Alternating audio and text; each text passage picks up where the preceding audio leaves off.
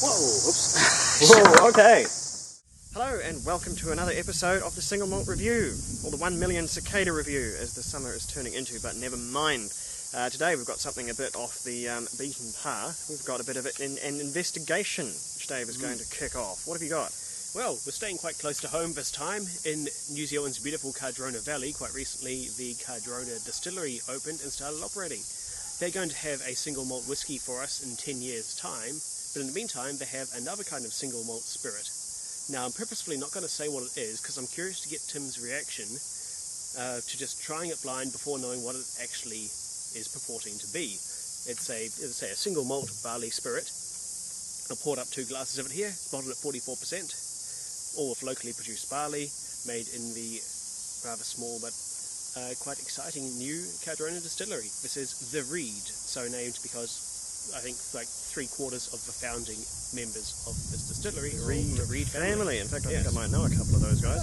Now, Yes. so what have we got? I wonder. It is a single malt barley-based spirit. Single Very fresh. malt. So obviously we're looking at new make here, so-called cleriac sometimes in the very old language of the industry, white dog in America sometimes, but new make spirit is what you'd normally call this. It's how all malt spirit looks when it comes off the still. It's always completely clear, and if it isn't completely clear, then something has gone really quite horribly wrong. It's one of the first ways of telling if something is going wrong in the process. So certainly this is unaged new make spirit come out of their presumably very, very new stills. This must be one of their crystal clear, first runs. clinging quite heavily to the glass. There's obviously some chemical action going on in there.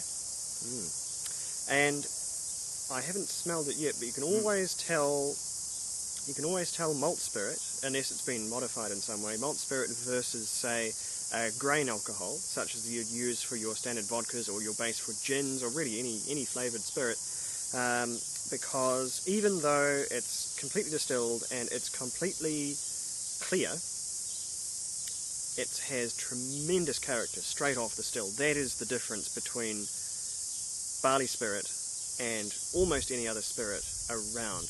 Barley spirit just captures some of that magic and character of the malt that it came from, and it already tastes like so much the moment it comes out of the still. It doesn't taste like whiskey, but you can really see the flow. I tried this before buying, and I was very excited about what I was trying. It's such a new, a difference from what I'm used to in this style of spirit. So anyway, let's see. Strong spirit nose to it, but not the kind of fiery burn you get off like a very fresh tequila. This is extremely clean. I was expecting, coming at this, just assuming it was new make spirit, I would have expected more sort of pungency, more. There's just a whiff of acetone. It's very gentle, though. More going on. Very So slight. this is really quite crisp. So I'll keep investigating here.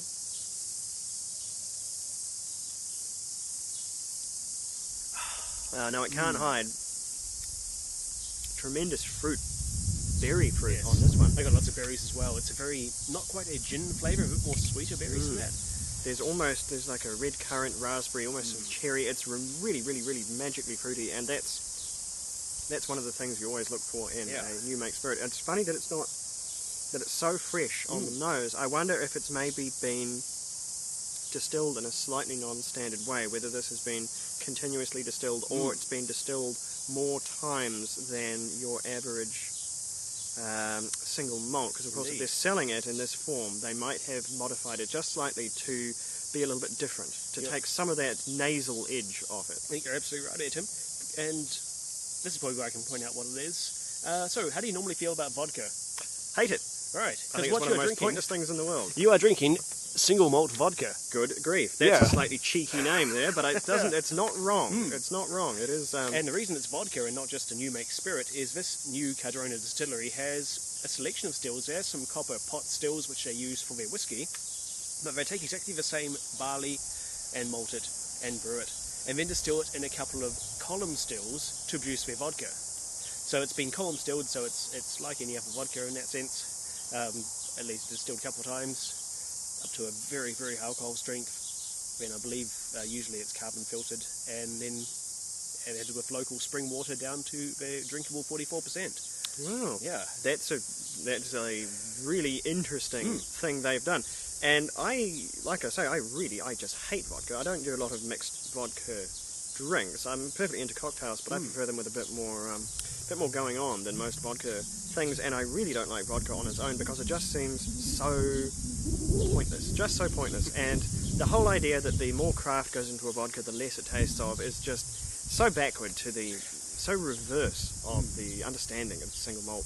Just the whole craft around it, the whole enjoyment of it, just seems so alien. So no, vodka I've never been able to get into. However, this works in that it's easier to drink than simply new make spirit. New make spirit on its own can be very sort of oily, very almost over characterful, and there can just be too much of a few things because it hasn't had that time to rest and it hasn't had that wood to balance out some of the more overt flavours as it ages. But being column stilled as this has, it's taken a lot of that firiness which you get out of a pot still, that strong burn which you need to age out of malt whiskey is not here because it's been distilled. It's been distilled in there's more reflux gone on in the stills. It's been much more intensively distilled. It's a much more pure spirit than you would get out of a pot still. The magic of malt whiskey is in the impurities left in. This is very, very clean. But unlike vodka, there is something for me to taste in here. Not so much in the nose. The nose is very crisp, but on the palate,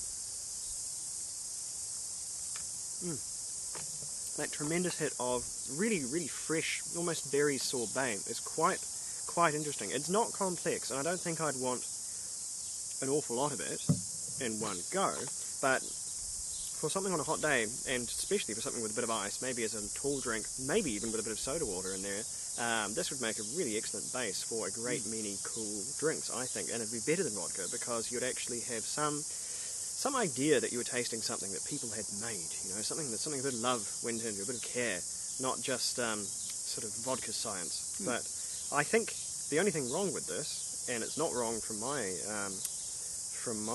direction, is if this was the single vodka review, which I really hope no one makes. I really hate this. If I was a vodka purist and drank this, there'd be something.